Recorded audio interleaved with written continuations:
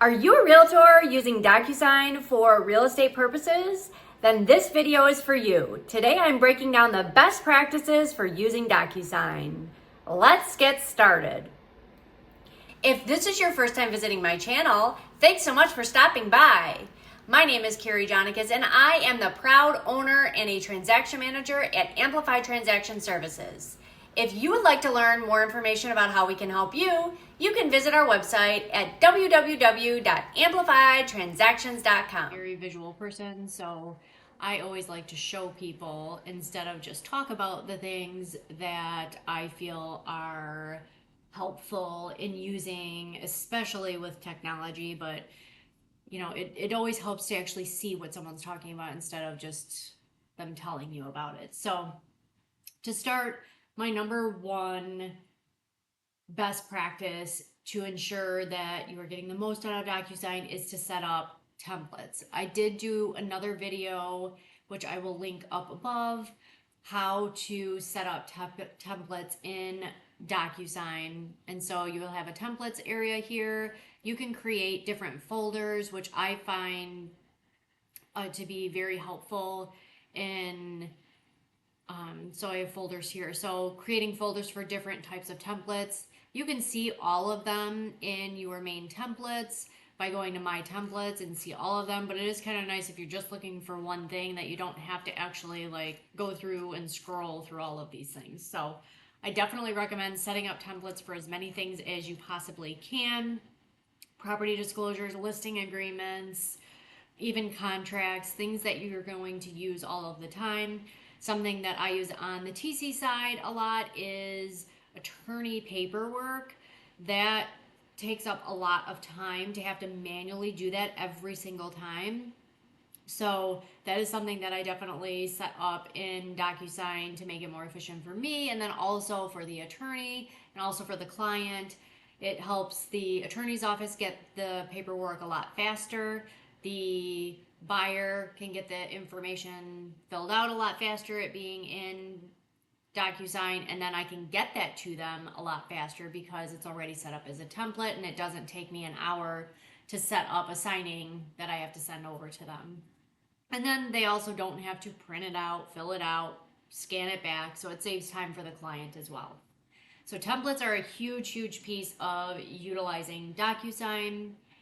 And then you definitely want to make sure that you are organizing everything as clearly as possible, number one, in your templates, and then two, when you're sending things to your clients.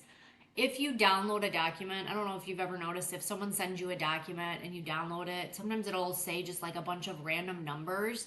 So it'll be like 004, or maybe it'll say property disclosure, but it doesn't say the address, it doesn't say anything.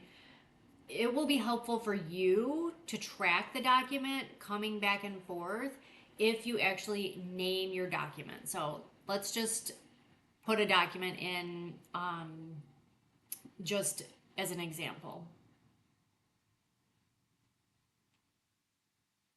So I'm going to upload this. And so this document is not associated with any specific file. It just says 008.sc disclosure statement, .pdf. Do you really need it to say .pdf? Not really. Now, you could leave this, of course, but to detail it and make it look more personalized for your client, it takes very little time to delete that and then actually create what it is. So maybe this property is 123 Main Street, and this is the property disclosure form.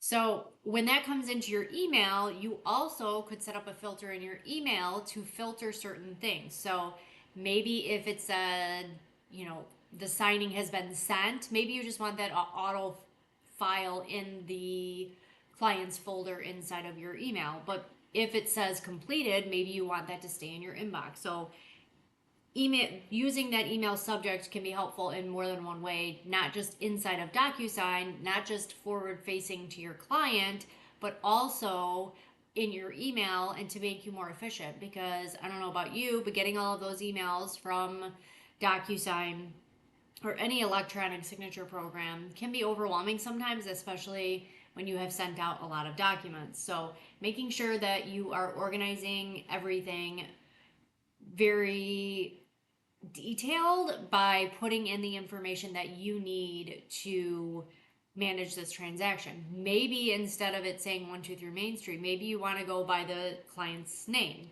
It's a Sally Smith property disclosure form. Whatever works for you, but I think thinking about not only forward facing what the client sees when it comes into their inbox, but then also how is that making you most efficient in your day to make sure that you are working as efficient as possible. There's no reason for you to be spending extra time cleaning out your inbox by getting an email by it telling you that it had sent to someone.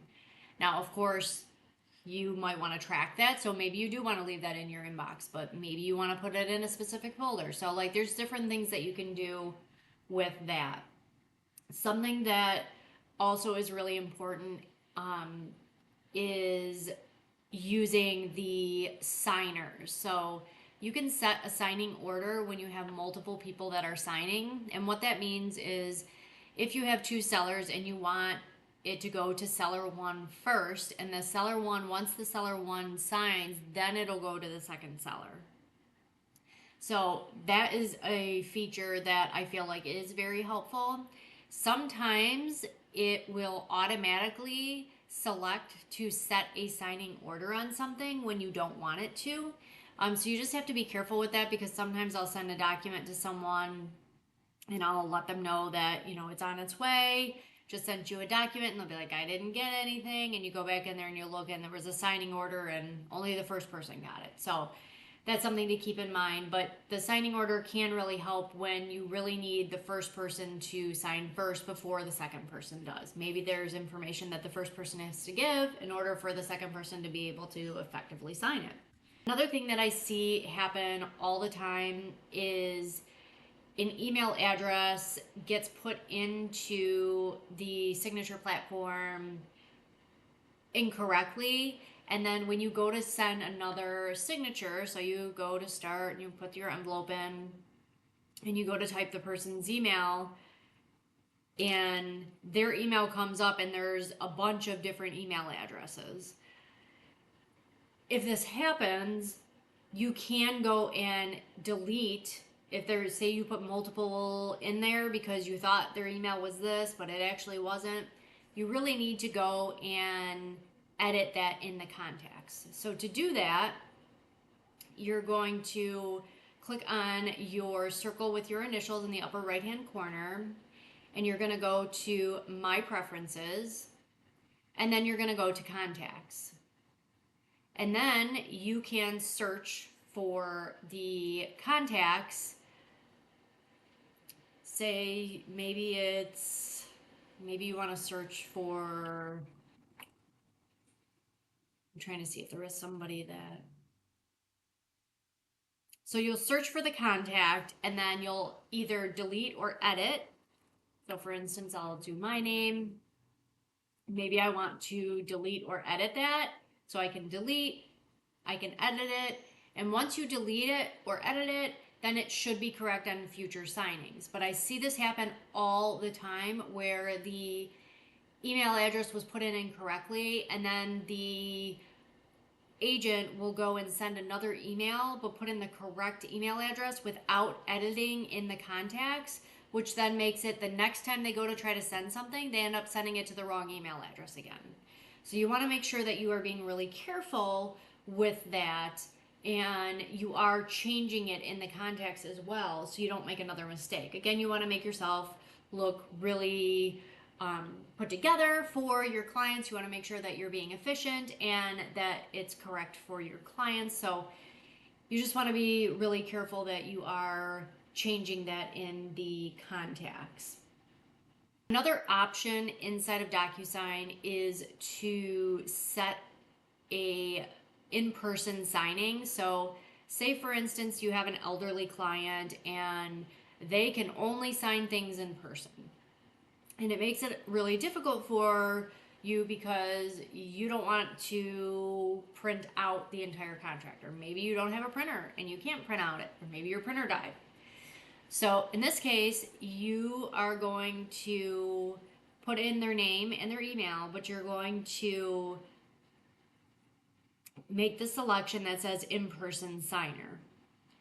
So it's going to ask you for your name, the host name and host email, which if you are the person who is taking the document to the client, then that you would be the host. So you would put the client's name on name, and then where it says host name, that would be your name, as long as you were the one who is bringing this to them in person. So then you would have your either, laptop, phone that you would be giving to them to review and sign on your electronic device, whatever that might be. So you can do that as well. And that does help, again, with any elderly clients that you have, or anyone that maybe just is not tech savvy, that you feel like it's just going to be easier for you to kind of help them through that. And keep in mind, this is all things that you're doing on your desktop and not necessarily on the app on your phone. Doing things on the app on the phone is a little bit differently than doing it on the computer. Well, of course, you can do these things on an app. I'm just showing you how to do it on your desktop computer. Something else you might want to keep in mind is setting the authentication feature on your DocuSign account. Now, if you are working with transaction coordinators, I will say that it is more challenging for the agent, and of course slows the TC down when they're trying to do their job, because they have to try to log in, wait for the code, and then hope that you aren't on an appointment where they could get the code if they are accessing your DocuSign account. Now, of course, they could have their own DocuSign account, which would not affect that, but if you're wanting them to log in and work on your behalf, you would still have to have that authentication if that's what you had set up. Now, of course, that does make your account more secure, but just keep in mind that that does cause an extra, challenge for you and the TC to kind of get on the same page, because you're out on appointments and they're trying to get their job done, and neither one is really kind of working out. So the service could slack if they have to wait to, do their job if they're unable to do so.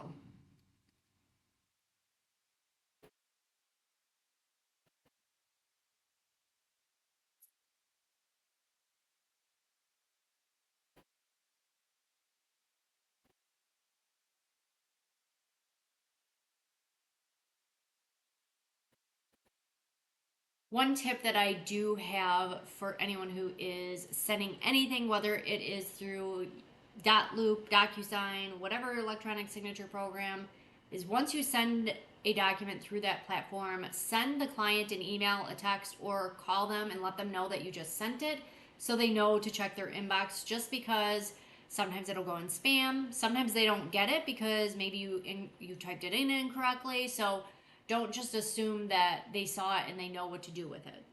Definitely follow up on that and make sure that they received it and they know what to do, because that's sometimes a hurdle too, is they're not sure how to use the platform, and they might need your help with that as well. These are just some of the best practices.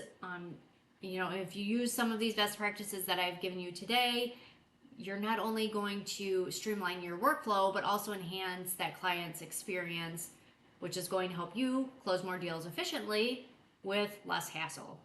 DocuSign definitely makes the process simpler, but the success of the transaction, of course, depends on how effectively you are using the platform and how effectively you're managing your transactions.